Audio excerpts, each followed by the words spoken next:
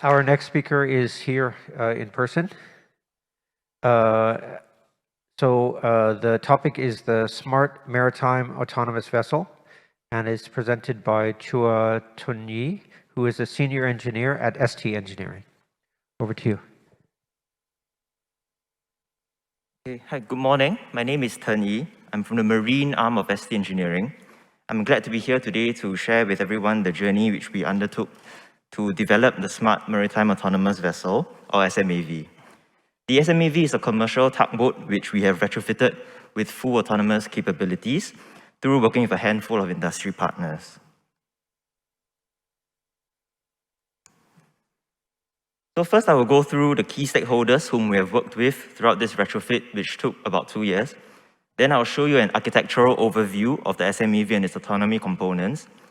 Then after showing you a quick video, I will dive into the 2 proprietary ST Engineering autonomy components on the SMAV, the first being the autonomous kit, AK, and the second is NERVA, our ship management system and sense-making system.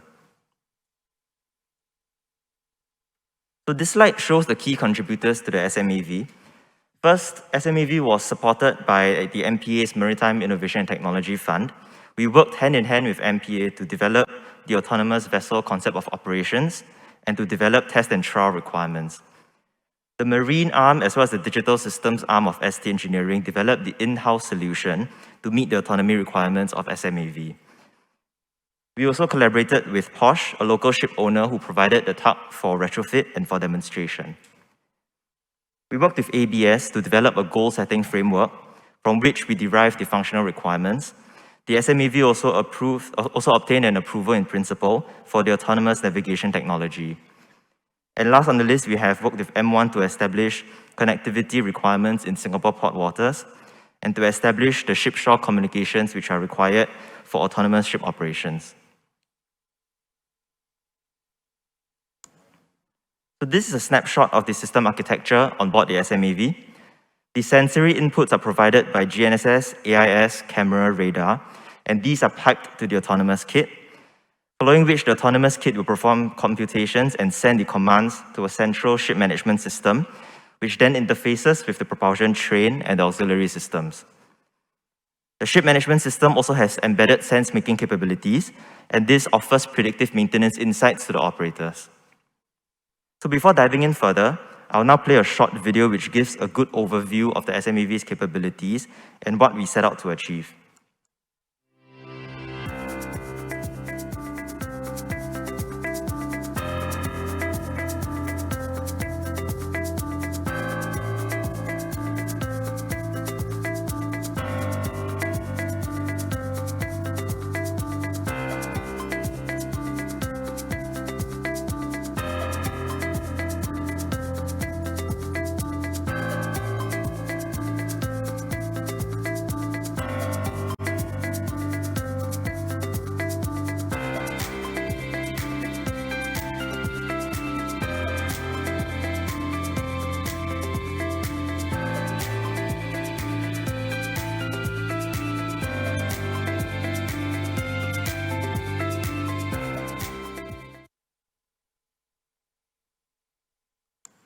So SMAV has 2 major autonomy components.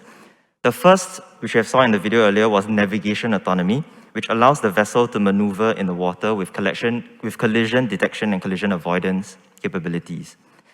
This is achieved by our ST Engineering product, the autonomous kit. In order to control and monitor the platform systems, we have the second autonomy aspect, also known as the hull, mechanical and electrical, HM&E autonomy.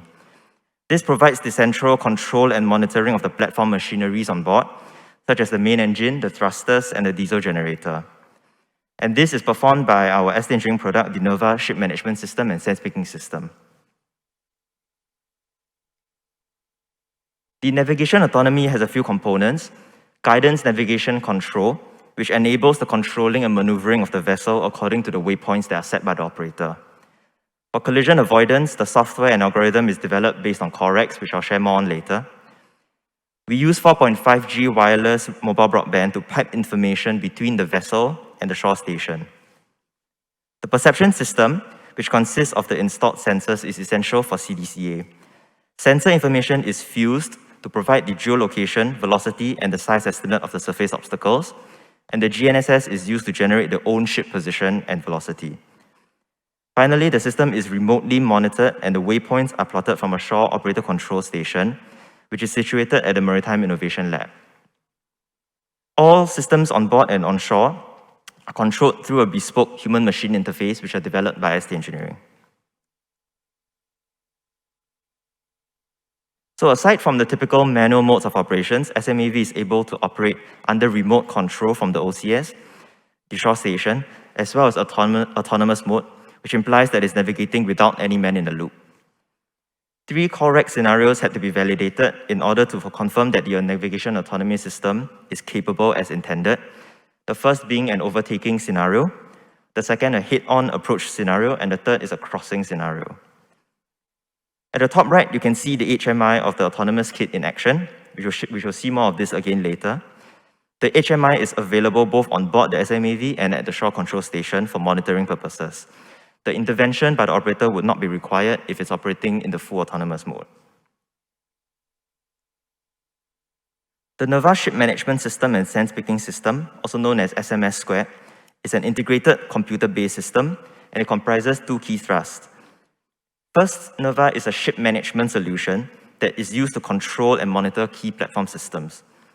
This enables easy access from the wheelhouse of the tugboat or from a remote station, as long as the communication channel is established.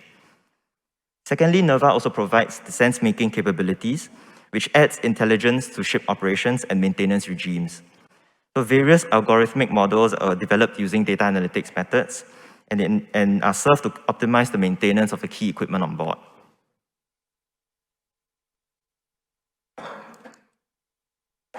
So a key methodology which was adopted for the SMAV was to ensure that no legacy shipboard systems are replaced. The retrofit of the new systems on board SMAV are conducted with ABS to ensure that the modifications are aligned to ABS class standards and ensure that the original classification of the boat is maintained. The sensors are installed in a modular manner on the mast and on the deck, as you can see, and the junction boxes were installed to create easy points of interface with NERVA SMAV. The NERVA Ship Management System was developed for intuitive operator usage and has a few key capabilities. You can monitor centralized CCTV feeds of key areas like the deck and inside the main engine room. The platform systems are monitored centrally with straightforward indications of system health. NERVA is able to provide audible and visual alarms to the operator to alert them of any abnormalities or critical situations which require their attention. A centralized conning page offers a single-page view of critical navigation data and propulsion system health. NERVA is also able to log all key events and alarms for subsequent offline analysis.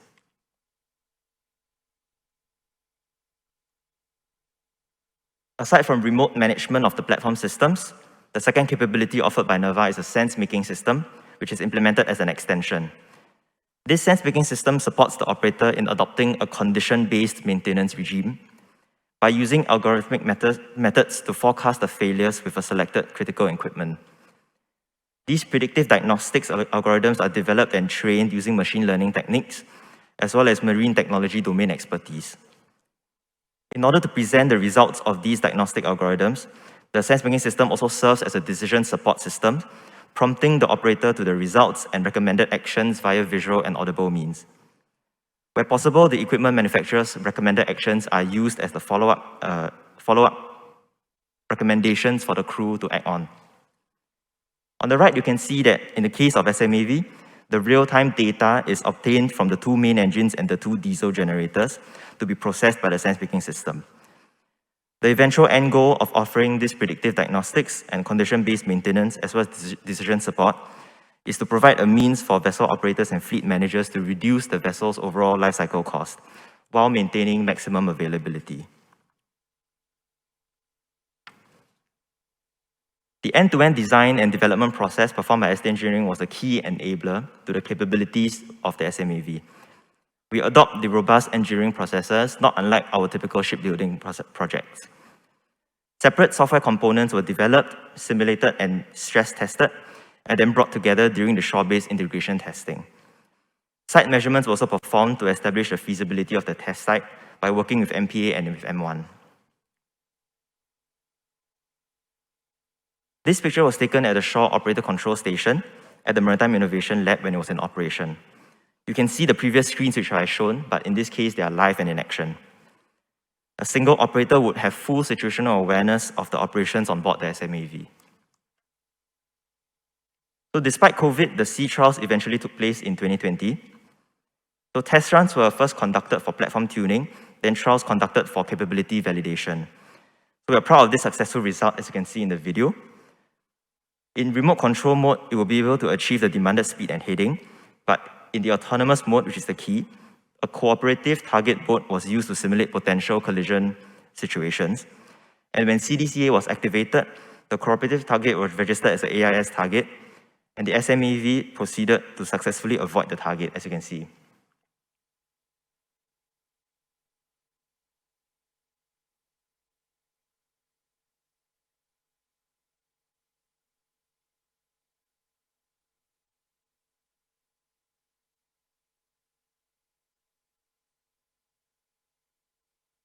You can see on screen the arrow which is pointed on the own ship and is denoting the intended direction and the velocity of the vessel. Yeah, I'll not go through all of the runs that we conducted. So we hope that the SMAV was able to provide an effective test bed for the concepts and the technologies relating to autonomous ships. Hopefully with that, we are now one step closer to them being a commercial reality. Thank you for your time. Thank you.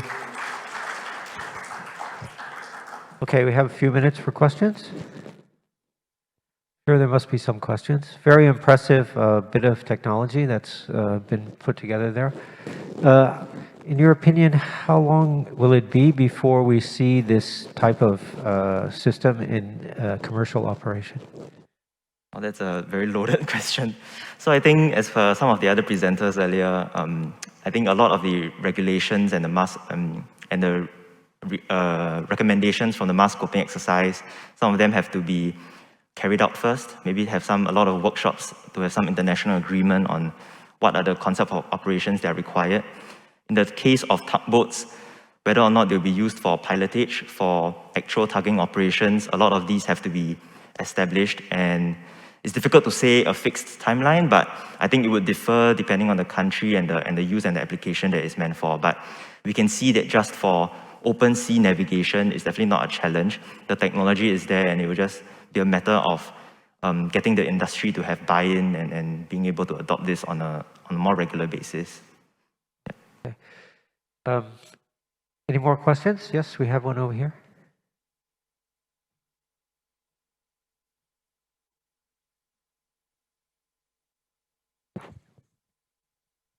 Tom Peterson, DNV. Thank you for a very good presentation. And I agree with you. I also think it will take more time than people think before we see this as a reality. But have you also tested conflicting rules where you have that your own vessel is going to be both stand on and give way? Sorry, could you repeat that? It's quite difficult to hear. Have you tested scenarios where own vessel is both give way and stand on, as you have conflicting rules? So it should, when you look at one of the vessels, it should be stand on. At the same time, you have another vessel approaching, which you should be give way. So then you have a conflicting rule. Have you tested that type of scenarios? So you're asking whether or not there should be more tests conducted on all these more complicated scenarios? The thing that you have been testing now is one-to-one encounter. Right. But if you have multi-scenarios or multi-encounter scenarios, you're approaching a different kind of vessel at the same time. Have you tested that as well? No, in our case, we did not test that. We tested only two vessels, one friendly target and their own vessel. So definitely that would be a next step in terms of the technology validation. I think some other previous presenters as well, they presented multiple ships interaction. So we'll definitely look into that and explore with some state-of-the-art technologies and see how we can further that. Yeah. Thanks. Thank you. Okay. More questions? I have 1 minute left. So you mentioned potential for long-distance sea travel. Have you considered the effects of the environment and how it affects the autonomous capabilities? Big waves, larger waves compared to just Singapore environment?